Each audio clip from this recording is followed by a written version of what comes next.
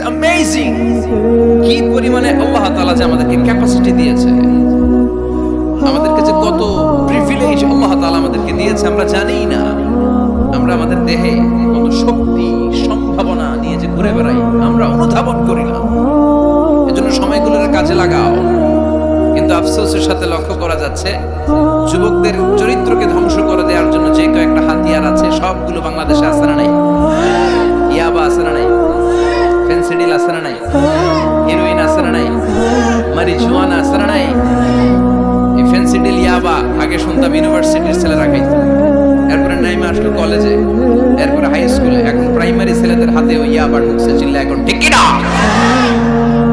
দেশের যুব সমাজ আজকে কোথায়?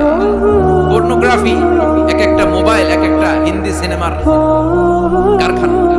ইন্ডিয়ান নায়িকাদের কোমর দোলানো ডান্স আছে না নাই? স্মার্টফোন নিয়ে ছেলে স্মার্ট হয়, কিন্তু ঈমান আখলাক চরিত্র সব শেষ। অপরাজনীতি, রাজনীতির নামে মন্দ খারাপ প্রতিহিংসামূলক ছাত্র রাজনীতি, নেতারা এই যুবক ছেলেদেরকে ইউজ করে, ওর বিরুদ্ধে ও মার, তুই ওরে মার, ওনারা থাকে অন্য জায়গায়, আছে না নাই? এভাবে আমাদের দেশের ছেলেদের চরিত্র, তাদের সম্ভাবনাকে আমরা নষ্ট করে দিচ্ছি। যুবক ভাইয়েরা, in the day of judgement, কিয়ামতের কঠিন ময়দানে আল্লাহ তাআলা 7 শ্রেণীর ব্যক্তিকে তার আরশের নিচে ছায়া দিবেন।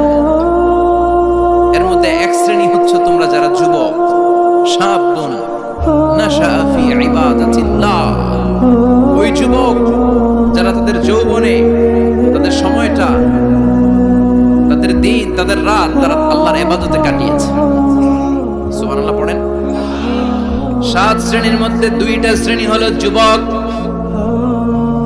একটা হলো যৌবন সময়ে যারা আল্লাহর ইবাদতে রাত কাটায়, সময় কাটায়।